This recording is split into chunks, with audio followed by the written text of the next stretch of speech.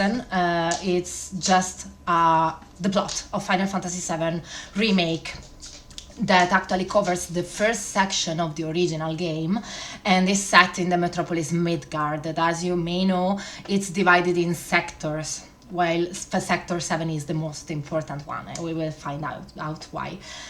We control the main character, that is Cloud Strife, and he's a former Shinra soldier. Shinra is basically the corporation that is actually not only handling the energy of the, like, that is just fueling the city, but they also are a governmental thing. They control the city somehow, right?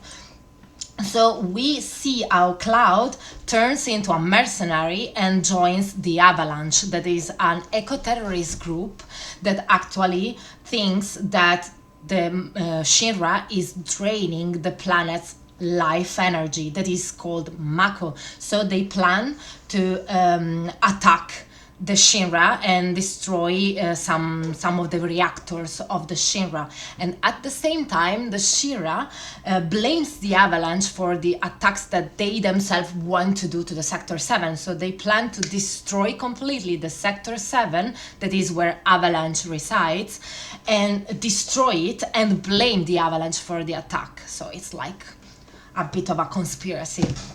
They also kidnap one of our best friends, Aerith. So since we are good people, what we have to do is to go and save her. So we actually go and save her, and they were running some investigations on Aerith because she is one of the last Cetra that are the ancient, is like an ancient legacy of people that lived so many years ago. So we organize a mission to save her. And in the meantime, we are like haunted by some kind of ghost that help Cloud during his missions. So we don't know which kind of entities are those, and we find out only later that these are called the Whispers. So they exist to ensure that the course of destiny is not altered. So they are actually quite important. Meanwhile, we also see as Cloud as some visions of Sephiroth, that is actually a soldier, as Cloud was, and he is an enigmatic character that I think we will see during the Final Fantasy VII Rebirth intro. So Sephiroth infiltrates Shinra at the same time in which we are trying to save Aerith. No? So we are in this moment in which Sephiroth steals this mysterious entity that is called Genova, that seems to be connected to the extinction of the Cetra that we know. The last Cetra is Aerith, our friend. So in a confrontation at the top of Shinra headquarters, Sephiroth murders the president of Shinra, and so we eventually enter a battle with Sephiroth because we are in the same place, but we lose. But Sephiroth spares us.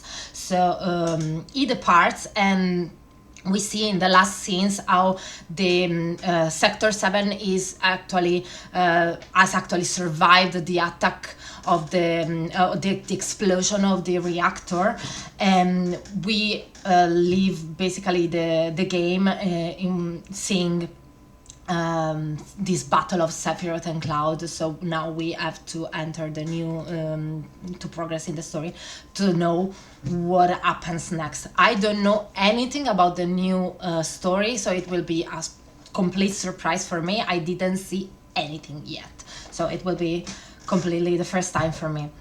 But if you want to know a bit more, there was a DLC actually in Final Fantasy VII Remake that was called Intermission, and it adds a new layer to the narrative because we are playing in this time we are playing Yuffie, that is a ninja from Butai, and she arrives in Midgard in order to steal Shinra's ultimate materia. But while she infiltrates in Shinra, she finds out that the materia is not yet complete. So she and her friend Sonon, they try to escape, but they actually she manages to escape, but only because Sonon, her friend, sacrifices his life to ensure that she can escape.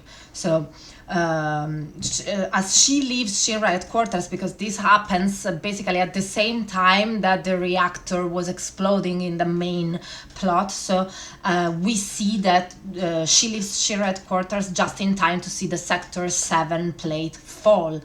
So this is the story of Final Fantasy VII Remake. So now I think it's the moment for just go on and play the game. What do you say?